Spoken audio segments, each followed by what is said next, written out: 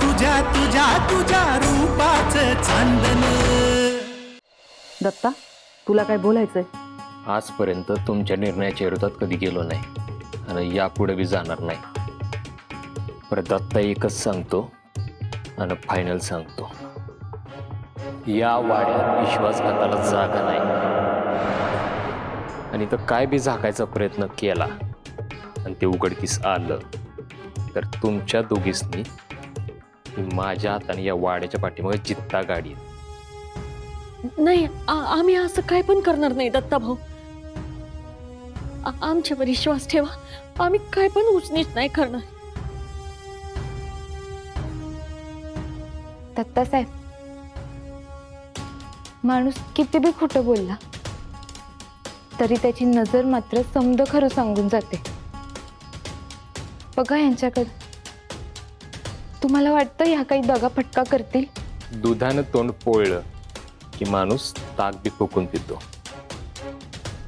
एकदा झालेली चूक येऊ दत्ता चुकून मी पुण्यांदा करा येळ देत नाही.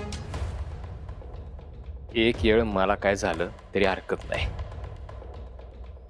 पण आईसाहेबांनी काय झालं तर इथं कोणाची गय नाही. आईसाहेब, मी हाय बाहेर होडी बशी.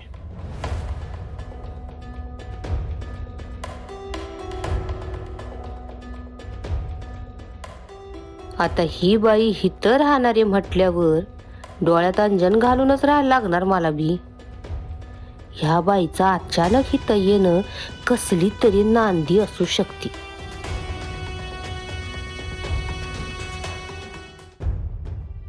दत्ताचं बोलणं तुम्ही मनाला लावून घेऊ नका. त्याचा त्याच्या आईवर लय जीव आहे म्हणून. मी समजू शकते ताईसाहेब, अव कुठल्या लेकराला आपल्या आईवर आलेलं संकट बघवल. दत्ता भाऊ मोकळेपणानं बोलू तरी शकतात, पण ज्यांना बोलता पण येत नाही त्यांना काय वाटत असेल ते समजू शकते मी. तुम्ही आता एक काम करा, हात पाय धुवून घ्या आणि होलिका देवी समोर तुमच्या मनातली इच्छा बोलून दाखवा. तुमचे समद संकट दूर होतील. ज्योती, त्यासनी बाहेरची खोली दाखवी. आणि होय, आजपासून तुम्ही दोघी बी तिकडेच राहा.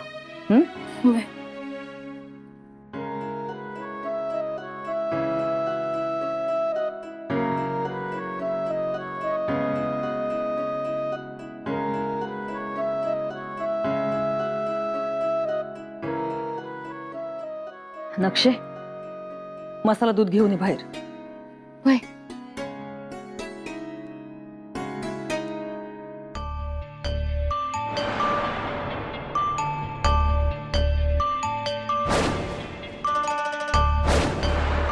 लईच वातावरण टाईट करून सोडलंय या बाईनं.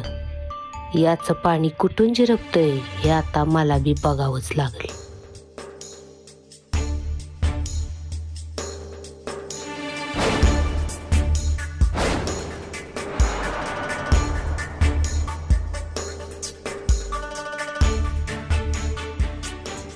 या नक्षत्रानं परत काहीतरी भानगड करून ठेवलेली दिसते. कारण या दिव्यात तेल वताया जास्तीत जास्त 10 सेकंद. मग ही पोरगी हिथं उभं राहून करत काय होती नेमकी?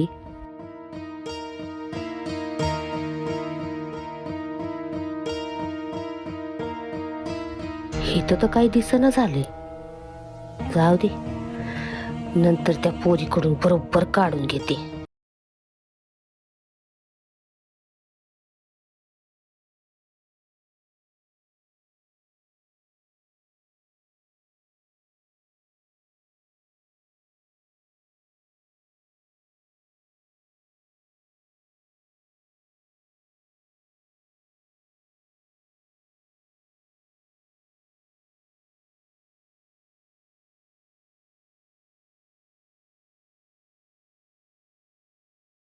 आता आलं ध्यानात, या पोरीनं कौल लावला होता वय.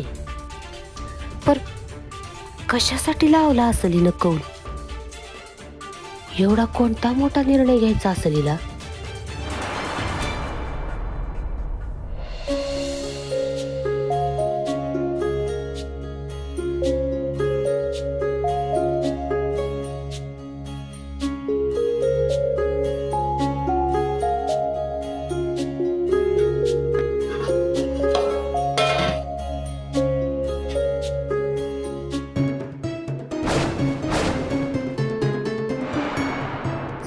मसाला टाकून. वय ताई कधीच झालाय. आता बाहेरच घेऊन जात होते. दुधातला नाही ग, घरातला विचार. मला कळलं नाही ताई. हा, एक भारी जमता नक्षत्र तुला. हेड पांघरून पेडगावला जायचं. हं? बरं मला एक खरं खरं सांग, ती बाई इथं का आली परत? कोण बाई? कोण बाई? लक्षी, आपल्याला जे काम जमतं नवं आपण तेच करावं. खोट बोलणं ही एक कला आहे आणि ती फक्त कलाला जमते. तेव्हा सांग, का आली ती बाई परत इथं? हो ताई मला नाही माहिती. त्या ज्योतिताईंच्या आई आहेत ना, तर तुम्ही त्यांनाच विचारा. शेवटचं सांगून ठेवतो, ती कला नागिन आहे, नागिन. माझ्या वाटेत आलीस नव, असा डंक मारून. हा ग, अगं प्रसादाच्या शिऱ्यात ईश होतं ना व. मग या दुधात बी असल तर जे काही होईल ते पहिलं तुलाच होईल. हा, म्हणून पाजलं. आता सांग बर, ती बाई तर परत का आली? हो ताई मला खरंच काय माहित नाही. असं मग दत्तगुरूंच्या मूर्तीला कौल कशा पायी लावलास ग? बा, चेहरा पाहिला का तुझा? हा, दातखिळी बसली वय. बोल की, इथं दत्ता भाऊचा जीव जात होता तेव्हा कधी कौल लावला नाही आणि आता बरा लावलास ग? सोनं काय लागलंय त्या बाईला की तिच्या पायी दत्त महाराजांच्या मूर्तीला थेट कौलच लावलास तू? सांग की. हो ताई हा बी मी दत्ता साहेबांसाठीच लावला होता. कारण त्यांच्या इथे थांबण्याने दत्ता साहेबांच्या जीवाला काही बरं वाईट तर नाही होणार ना, म्हणून मी कौल लावला होता. मी आलेच. हा फेकुचन, रिकाम्या पुड्या सोडायच्या नाही. तू किती बी झाकायचा प्रयत्न केलास तरी म्या ते उघड पाड. बघू कोण जिंकतय ते.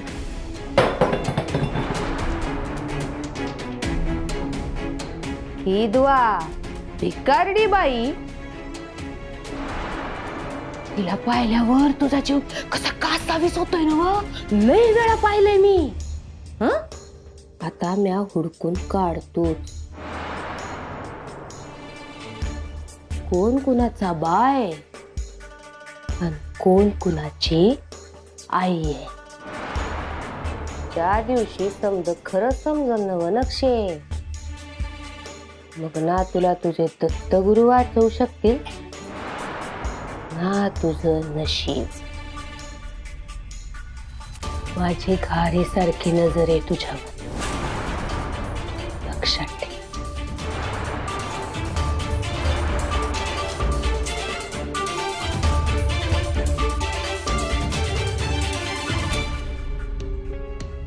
आई इथे आली आहे, पण मला सावध राहायला हवं. मला ताईंना आमच्या नात्याबद्दल कळलं तर सगळं होत्याचं नव्हतं होईल.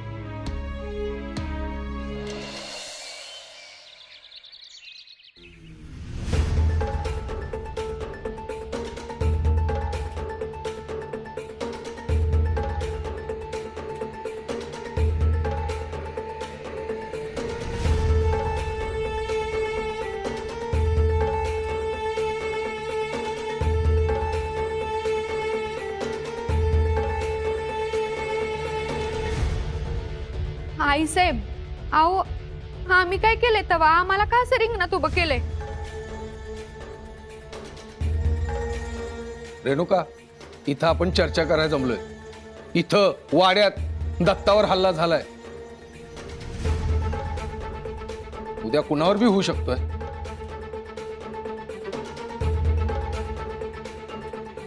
आम्हाला पुण्यांदा विचारायला लावू नका. या घरामध्ये जे काही बी घडले त्या समध्या गोष्टींची उकल आम्हाला तुमच्याकडून झालेली पाहिजे. हाव पर आईसाहेब, हे कुणी केलं, कसं केलं, हे पुराव्याशिवाय कसं काय सिद्ध होईल? म्हणूनच आम्ही विचारायला की सफरचंद घेऊन हॉस्पिटलमध्ये कोण गेलतं?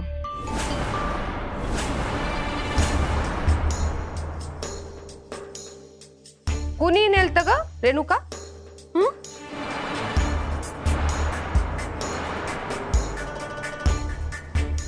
म्हणजे मॅच घेऊन गेले होते सफरचंद, पण कलाताई आणि आमचे हे सुद्धा होतेच की तिथे माझ्या बरोबर. विचारायच नाही.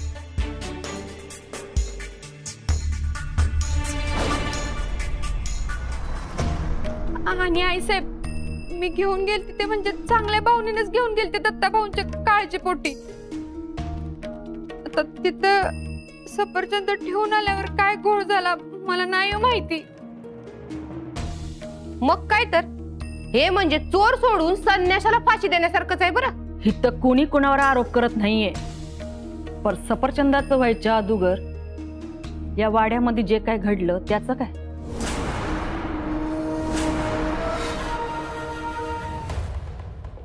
प्रसादात ईश कसं काय आलतं?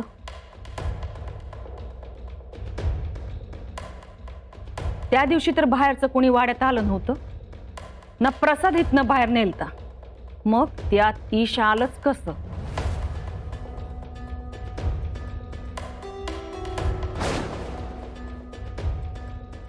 अरे आता बोला की.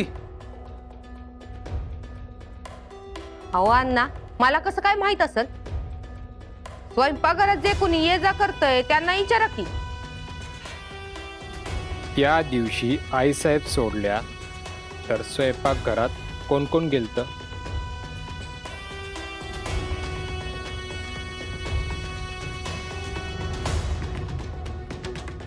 मी गेल. घ्या, आता काय विचारायचं आणखीन? या पोरीनच पेरलं असेल की इष्ट तिथं. हो नाही कलाताई, मी गेले तिकडे तेव्हा पावडर सांडलेली दिसली, म्हणूनच तर संशय आला मला. आणि लगेचच मी प्रसादाचा दुसरा शिरा बनवला. तुझ्या आधी कोण गेलतं मग? रेणुका? हो आईसाहेब, मी कशाला जाते तिकडं? माझं तेव्हा नीट आवरलं बी नव्हतं. मी आमच्या खोलीतच होते. हाय का नाही हो? हा होय होय होय होय होय. हा, आणि जेव्हा आवरलं तेव्हा मी गेले, तिथं मला दिसलं दुसरं टोप प्रसादाचं. मला माहितच नव्हतं त्यात ईश आहे. मला नंतर कळलं समद्यांबरोबर की त्या टोपात ईश आहे. ज्योती,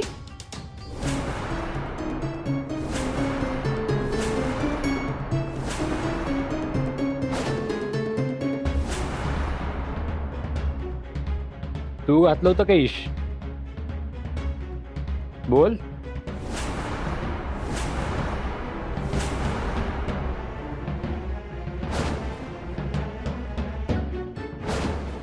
नाही नाही दत्ता भाऊ, नाही. खोटं बोलायचं नाही.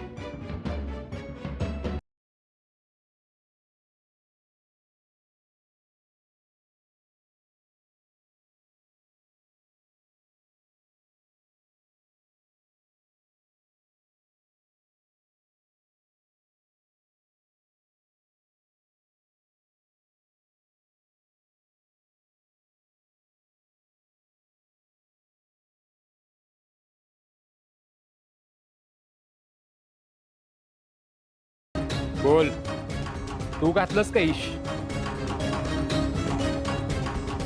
तू या घरात आली होती तेव्हा स्तंभी दिलती. जर काही गडबड करून ठेवलीस तर जीव घेईन तुझा. मागल्या वेळेला घरात चोरी केलीस तेव्हा नुसतं घराबाहेर काढलं, तर आता जगा बाहेर काढी.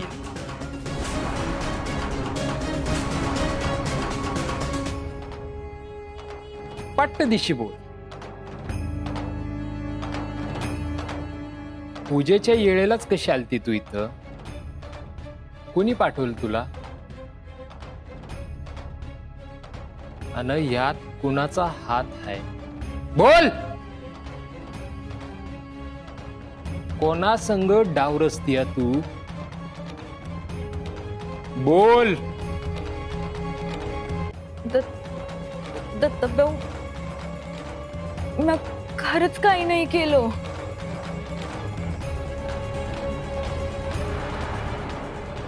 आईची आण घेऊन सांगते दत्तभाऊ,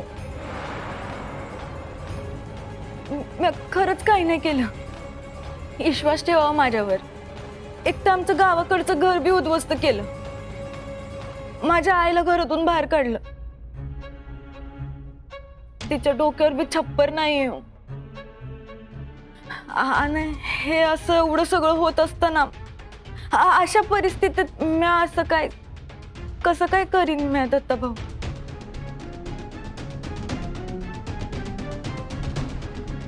पण मी म्हणतो समजून चला की ज्योतीनं हे समज केलं बी असेल, पण मग त्याची जबाबदारी कुणाची? ज्योतीला या घरात कुणी ठेवून घेतलं? बोल की ग, आता का मुग गिळून गप बसली तू? ज्योतीला तूच ठेवलं होतं ना घरात.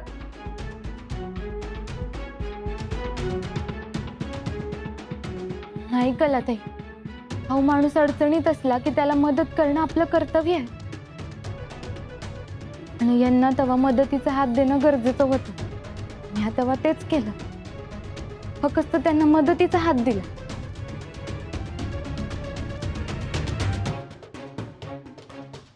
वय दत्तभाऊ, आमची अवस्था लय बिकट झाली होती वय.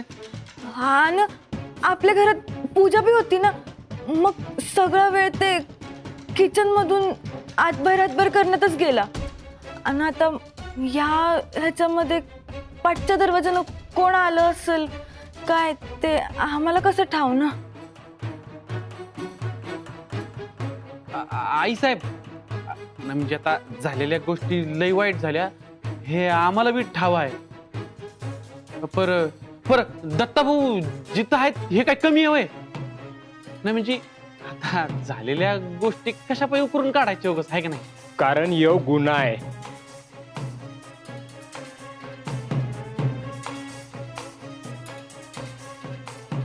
आणि या माग कुणाचा हात आहे हे शोधल्या बिगर मी शांत बसणार नाही.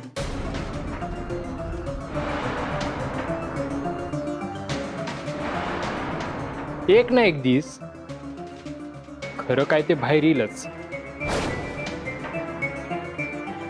मग तवा त्याला नाही जित्ता काढला नावाचा दत्ता नाही.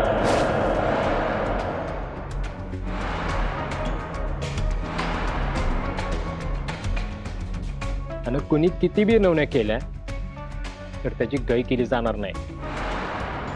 चला लागा कामाला.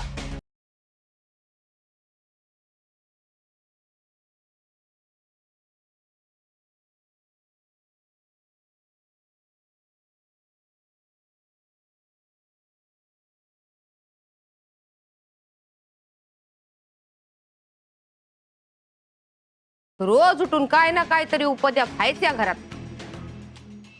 बरं आता ही महाचर्चा झाली असेल तर जावं का आम्ही?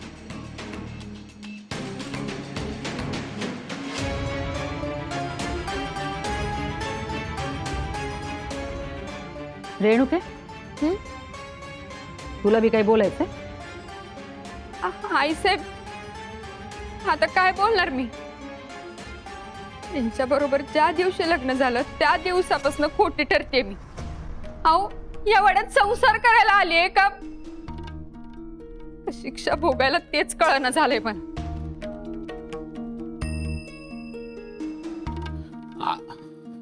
झालं, हिला एक नाक फुगून बसायला कारणच लागते. नुसतं ताप झालाय नुसता डोक्यात.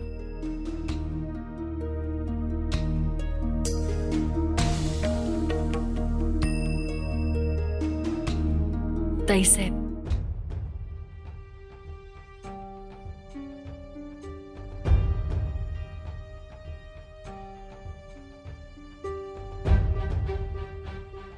दत्ता,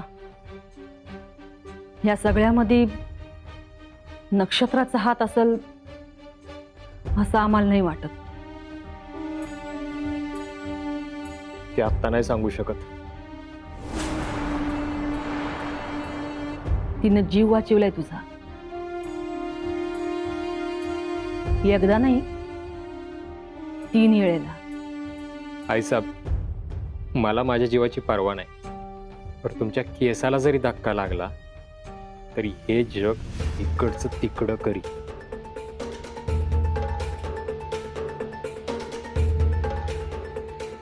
मी बाहेर जातो. तुझा चहा तिकडेच पाठवतो आम्ही.